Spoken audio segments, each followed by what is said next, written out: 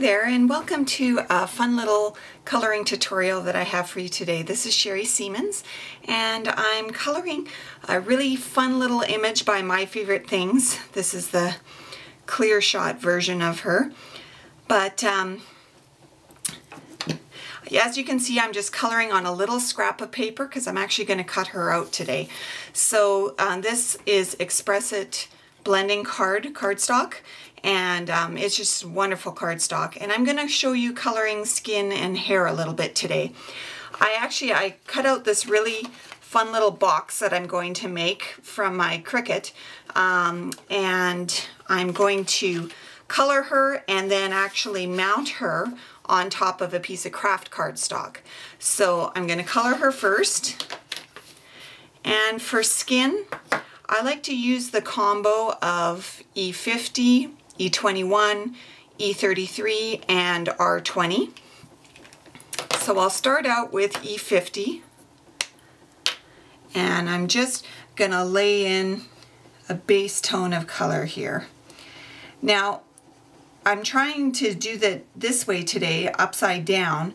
I know the image is upside down for you, but hopefully this way my hands don't get in the way as much so you can see a little bit better. That's the theory behind filming it upside down a little bit.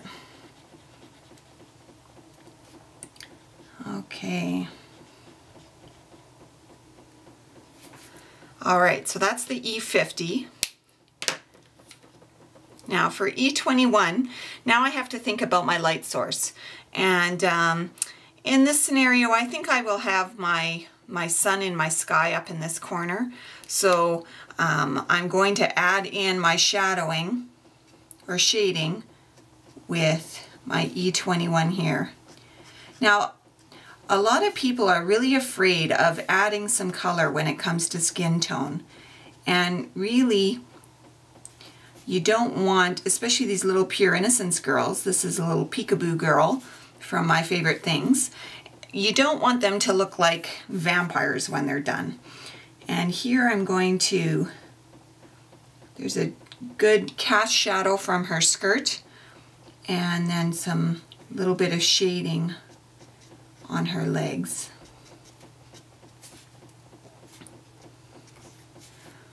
And she gets a little bit of a shadow from her hairline. Okay. Now I'm going to move on to even a deeper color. It's E33, and I'm going to add some dark right at the darkest parts.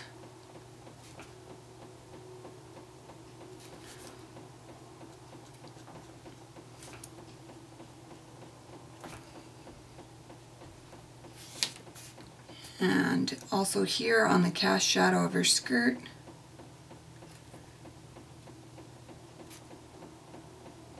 Corner of these legs here. Okay, now I'm going to go and blend a little bit. So I'm going to go back with my E21 and just soft blend out that E33 color.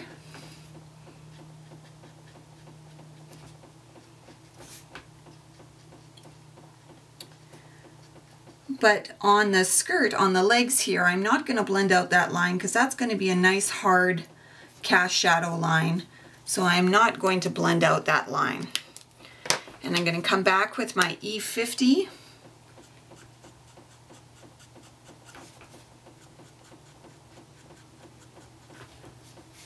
And just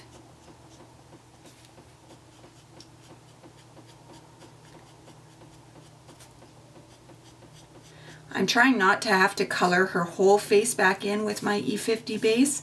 I'm trying just to kind of blend my E21 in.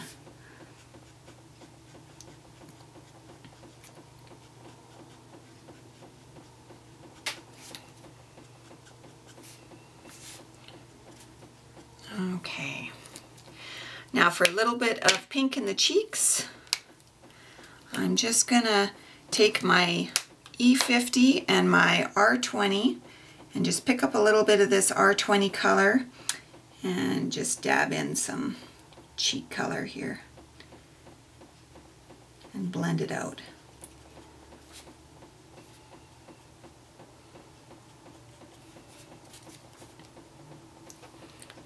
Now, when I'm looking at this image a little closer, I am noticing that her hands probably are casting a little bit of a shadow on her skin, a little bit more than what I've indicated.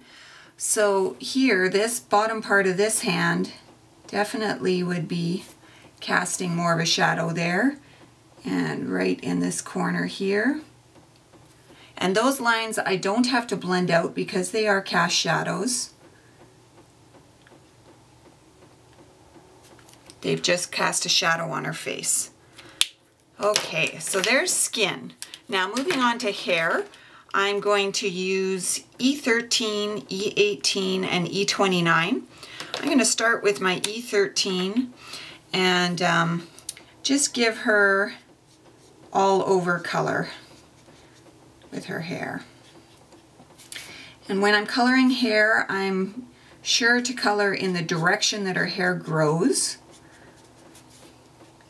So here I'm choosing not to color in the little circles. And E18, that's where I'm going to start adding a bit of shadow. If my sun's coming from over here, I'm going to have some definite dark in the crown of the hair. And I'm going to have a little bit of a highlight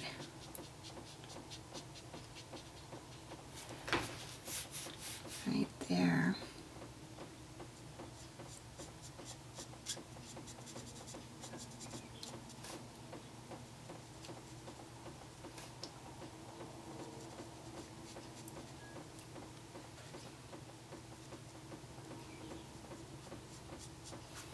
Okay, so that's E18, and then E29 is my deepest, and definitely I like to do the crown a really deep color because down in the roots where your hair grows, hopefully if you haven't gone gray yet, you have definitely your darkest color, and kind of where the sun isn't hitting at all here on this side of her, she would have it darker.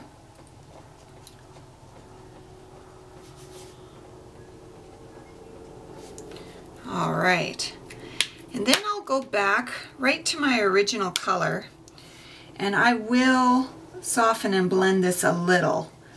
I don't need to do a whole lot of blending because there are some natural streaks in the hair, so I'm just softening up a little just to match the rest of my image.